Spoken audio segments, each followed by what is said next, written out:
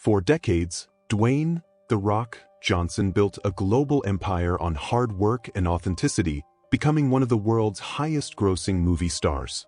But recently, his brand has imploded. A string of public failures, from the controversial People's Fund of Maui with Oprah Winfrey to his chronic cycle of apologies, shattered his relatable image.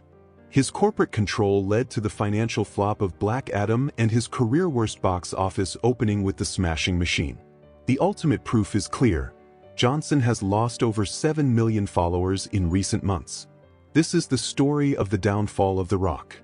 Dwayne Johnson's identity was forged in the world of professional wrestling, where he built the charisma and catchphrases that would eventually define his cinematic brand. His career in the WWE was a full-time, 8-year immersion that created the mythological foundation for The Rock. Starting as the early Rocky Maivia persona between 1996 and 1998, he quickly evolved into the iconic, trash-talking legend who told millions to know your role and shut your mouth in the late 90s.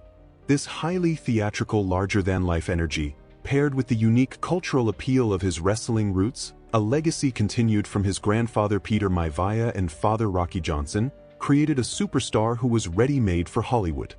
Johnson didn't just transition to Hollywood. He leveraged his established wrestling brand to architect a blockbuster career.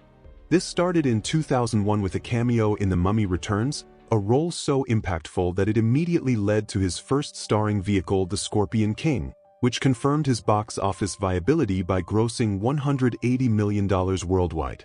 This initial success allowed him to experiment.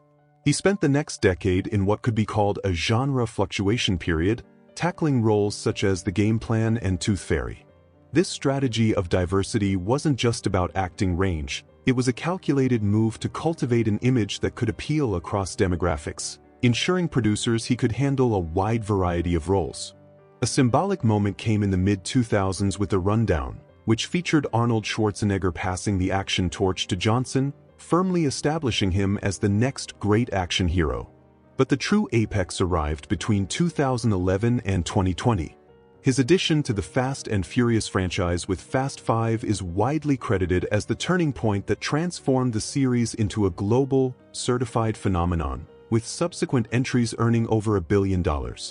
This era cemented his reputation as a guaranteed commercial draw and saw his personal earnings skyrocket, reaching massive figures like $270 million in 2022, largely due to streaming and production deals. By the end of this run, his movies had grossed over $14.9 billion globally, making him one of the highest-grossing actors of all time. But this wasn't an accidental success. This empire was meticulously managed by the $7 Productions. Named after the legendary $7 he famously had in his pocket after a career failure, the company co-founded in 2012 with his manager Danny Garcia wasn't just a production house. It was a machine designed for total control, overseeing every film, every piece of content, and curating an ironclad brand image of the hardest worker in the room. This image of humble, relentless hustle was the financial engine behind the global phenomenon, setting an unsustainable public expectation of perfection that would later become a critical liability. As Johnson's empire grew, the perfection he maintained started to feel less like natural authenticity and more like a corporate requirement. His strategic goal was always to appeal to everyone, transcending specific cultural or racial identities to become a universal symbol of success. While commercially brilliant, this relentless pursuit of universal appeal had an unintended consequence. Critics argued that this pursuit made his persona perfectly marketable, but devoid of any real, challenging depth. The machine was too smooth, and the star was too perfect. This dilution of identity transformed him from an aspirational figure into a corporate salesman. He leveraged that unshakable trust to launch massive business extensions, including Terramana Tequila and Zoa energy drinks. For his loyal audience, his recommendation carried immense weight. Surely The Rock would never recommend bad or overpriced products. But this is where the brand started to break. Terramana, while successful, was instantly criticized for relying entirely on Johnson's fame rather than superior quality, with some critics suggesting it used additives. Crucially, his promotional style felt different than that of his peers. While celebrities like Ryan Reynolds successfully use a tongue-in-cheek approach to marketing, explicit enough marketing. Johnson's aggressive promotion of his own ventures was widely perceived as blatantly shilling. When you're promoting the product you own, the line between inspiring role model and wealthy executive selling you something dissolves. The audience began to feel sold to, compromising the core idea of the humble worker who built an empire from only $7. The core issue wasn't just what he was selling, it was the rigid control he was exerting over his own image. This control manifested in highly unusual, and ultimately narrative-killing, contract stipulations. Reports concerning Johnson's roles, particularly within the massive Fast and Furious franchise, highlight a pattern of negotiating specific contract demands, often referred to as no-lose clauses, to ensure that his character cannot be decisively defeated or humiliated on screen. While action stars like Vin Diesel and Jason Statham reportedly had similar stipulations, Johnson's clause meant that his character was functionally invincible.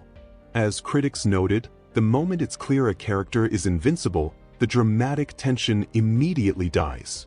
This strategy of prioritizing the dominance and perfection of the Rock brand over collaborative storytelling reached its peak when he used $7 Productions to launch the Hobbs and Shaw spin-off.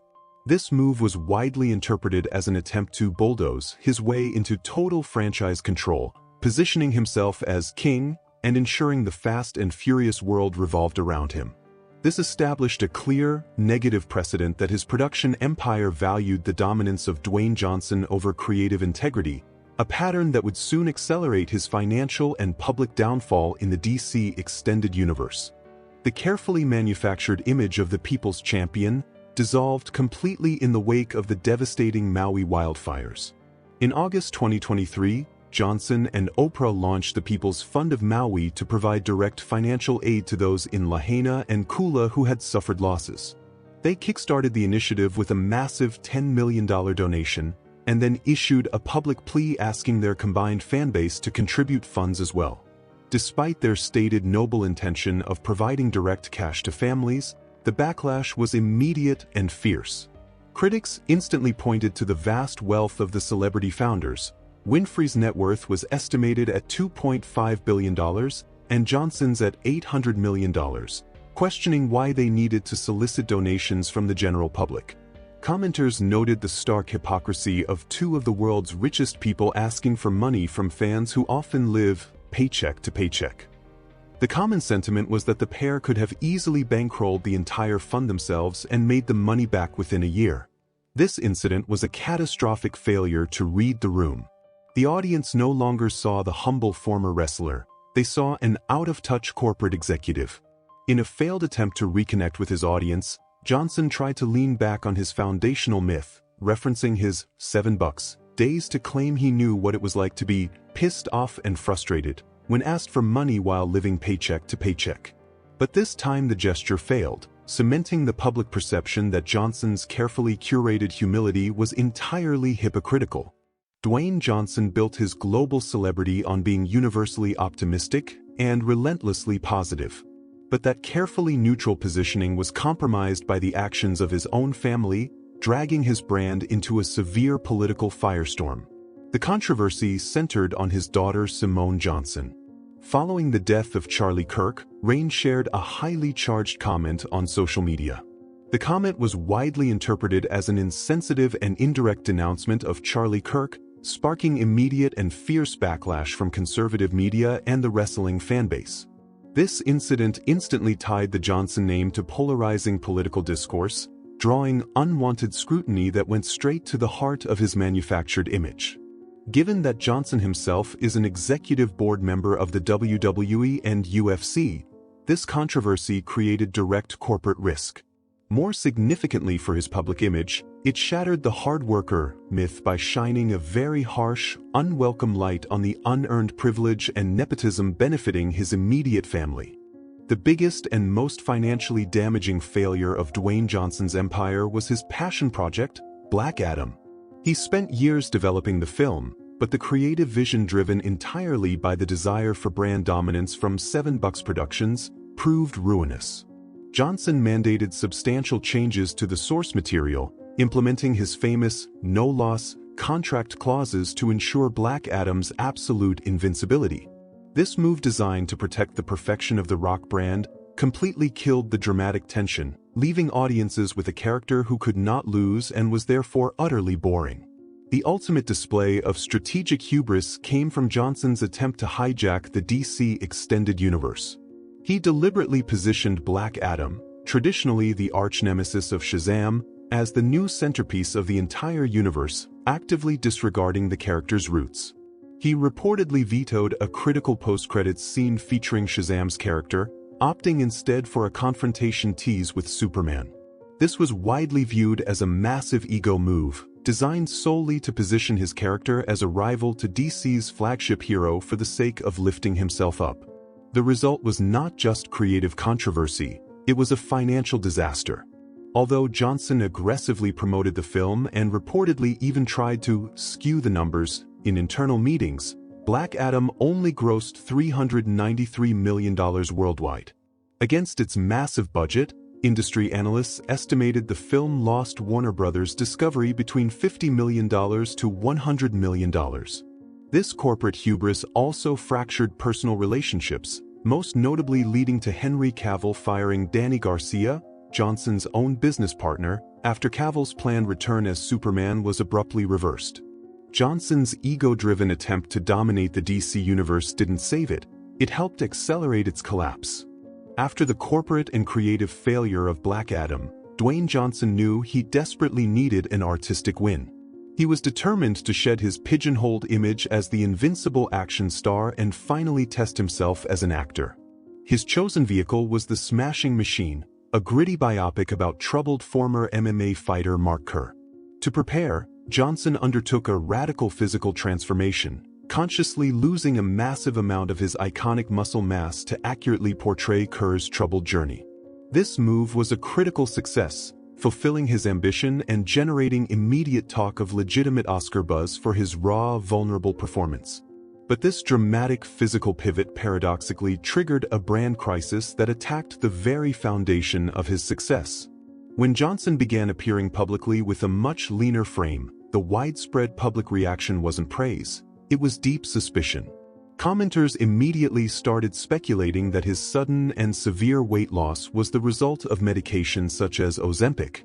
For 3 decades, the central pillar of the Johnson brand was the meticulously maintained, earned, hardest worker physique. His body was his proof of concept. If the very cornerstone of that work ethic was perceived as chemically assisted, the entire foundational myth collapses. He was caught in a trap. He had to change his look to be taken seriously as an actor, but doing so made the public question the authenticity of everything he had ever claimed. The definitive proof that the public had rejected the new, serious Dwayne Johnson came with the commercial performance of The Smashing Machine in 2025. Despite the critical praise and the legitimate Oscar buzz for his performance as Mark Kerr, the film proved to be an overwhelming commercial disaster. The film, a slow-burn drama focusing on Kerr's battle with addiction rather than high-octane action, failed to connect with Johnson's core audience. While initial domestic opening projections sat at a modest $20 million, those numbers quickly dropped, eventually settling at a dismal $8 million for its opening weekend, a figure that represents the career-worst domestic box office opening for a feature-starring role for Johnson. The film became an utter financial failure. Its worldwide collection struggled toward the $20 million mark, confirming that his strategy of maximizing personal brand dominance over creative quality had completely backfired. The failure of The Smashing Machine raised serious questions regarding Johnson's ongoing box office drawing power, confirming that his status as a guaranteed global revenue driver is officially over. The results demonstrate a critical identity trap. Johnson is now too strongly associated with expensive, escapist popcorn fare to succeed in intimate dramas, yet his attempts to dominate the blockbuster space are yielding guaranteed financial losses like Black Adam. The ultimate test of a modern celebrity brand isn't the box office, it's the loyalty of the audience who follows them online. And here, the evidence for Dwayne Johnson's decline becomes not anecdotal, but quantifiable. In a staggering collapse of digital loyalty, Dwayne Johnson has lost over 7 million Instagram followers in the last 5 months alone. This isn't a single, isolated spike tied to one controversy. The social media data shows a sustained pattern of high daily departures, confirming long-term audience rejection. We can see days where he shed more than 55,000 followers in a single 24-hour period, a clear sign that fans are actively tuning out. The audience is sending a clear, hard data signal. The charisma and trust that built the empire are gone. The Rock's status as the people's champion has been replaced by fan fatigue, and the measurable loss of millions of followers is the loudest possible warning that the era of Johnson's unassailable dominance is over. The collapse of the Dwayne Johnson brand is not a single failure. It is the inevitable consequence of compounding strategic errors. His star status has shifted from guaranteed success to a significant commercial risk factor. The audience has signaled a distinct loyalty to The Rock, the charismatic action figure, but an active distaste for Dwayne Johnson, the arrogant executive and dramatic actor. If the corporate machine continues to prioritize brand dominance over creative quality, the projected decline in his global following will only accelerate.